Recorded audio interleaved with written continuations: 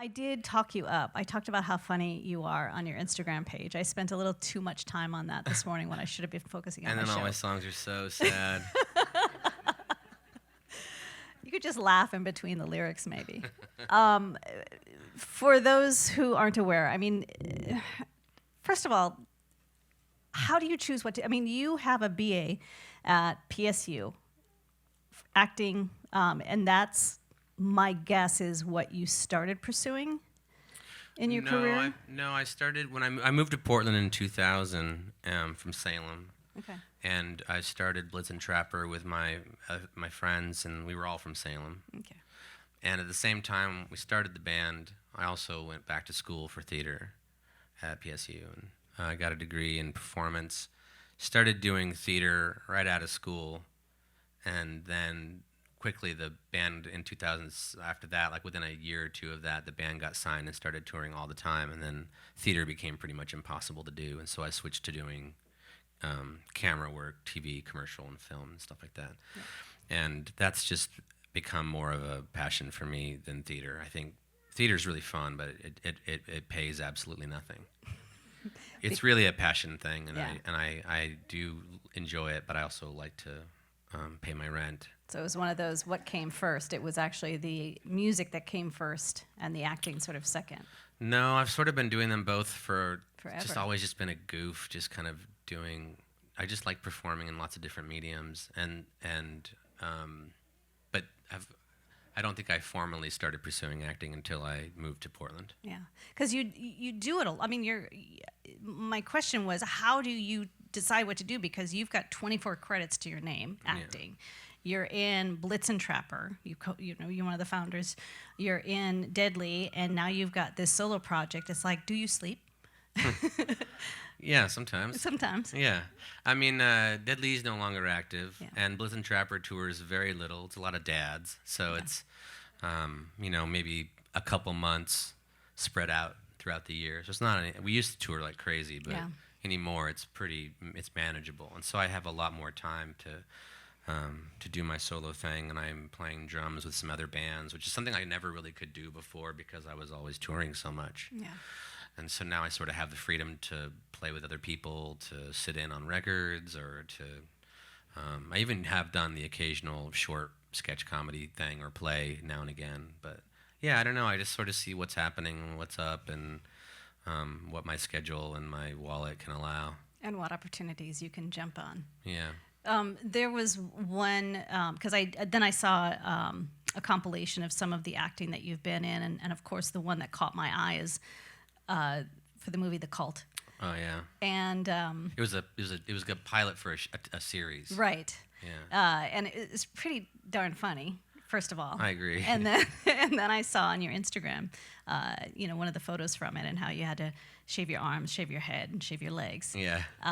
But you really loved that. Yeah. So acting definitely feeds part of your creativity. That was one of the greatest acting experiences of my life. It was mostly a Portland crew, helmed by some really wonderful Los Angeles screenwriters making a directorial debut, and we shot it in an old Boy Scout camp in Washington, and it was shot sort of like the way The Office and Parks and Recs is shot.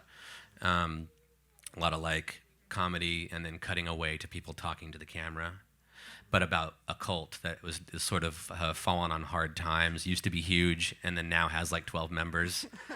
And I played this like psychotically, obsessively loving right-hand man to the cult leader.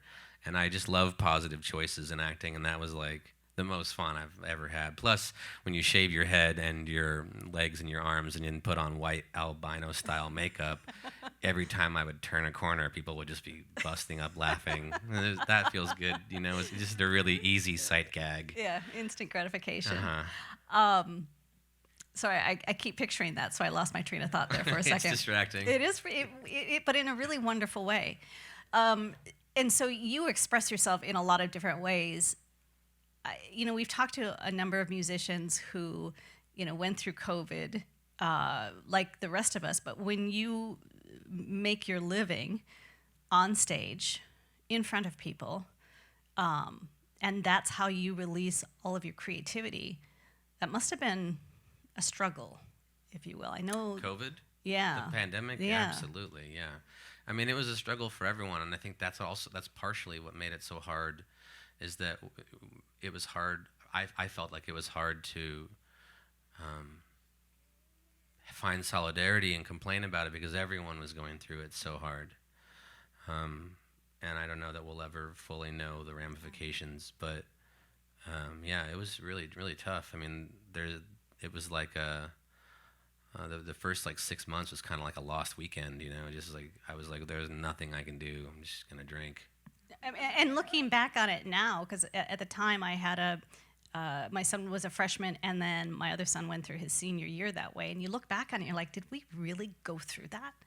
I mean, looking back, it's just still unbelievable that happened to all of us. Yeah, I feel that way all the time. It feels like a Rip Van Winkle sort of situation where time was dilated, compressed, and stretched in my mind, and it just doesn't make very much sense. And waking up out of it, it feels like, or coming out of it into more of a situation where we're actually hanging out again and seeing faces. It's like, it's very surreal and feels like it was a bad dream. And I don't know. I'm glad we're all here now in this fashion, doing these things again, and I'm grateful for it. Absolutely. So this project, Leo Moon, did that come partially out of COVID, or did that come from Blitz and Trapper not touring as much, wanting to still create music and even wanting to have your voice heard? Because Blitz and Trapper is a group, but this is just you. Yeah. I think it's all those things, but I think at the heart of it, it really just happened because I suddenly was writing a lot of songs that I liked. I've written songs most of my life and kept them under wraps because it wasn't something I felt like was worthy of sharing, or that was ready to play for people. And in the last 2 years, I've sort of hit a stride in my songwriting where either I don't care, I guess, or I just like the songs more. Yeah. I'm not as hard on myself, but I also, I don't know, I've found a way to express what I'm trying to express that resonates with myself, which I didn't used to be able to do so easily. I used to write songs and then just crumble them up, throw them away. They'd be stillborn. And now I sort of just pat myself on the back when I write a song, and following more of the Jeff Tweedy model. Yeah, no kidding. You have an album that you mentioned that's coming out. Do you have a date for that? I don't. Okay. No, but I'm probably 75% of the way through recording it. Nice. And you're playing tonight at Slow Bar. Do you playing, have other Portland dates? Show Bar. Yeah. Show Bar tonight at doors at 7, music at 8, and I'm opening for the awesome Wesley Stace, formerly known as John Wesley Harding from Philadelphia. Amazing dude. Anyone here know him? Awesome. You won't be sorry. He's also an amazing author as well. Mm-hmm. But yeah, that's going to be, I'm really looking forward to the show tonight. And then do you have more Portland dates coming up?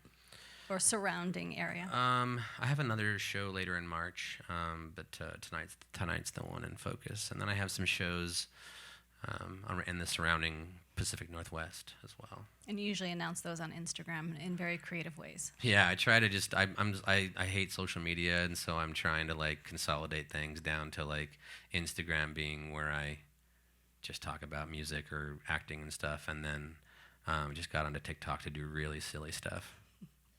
Now I have to get on TikTok too.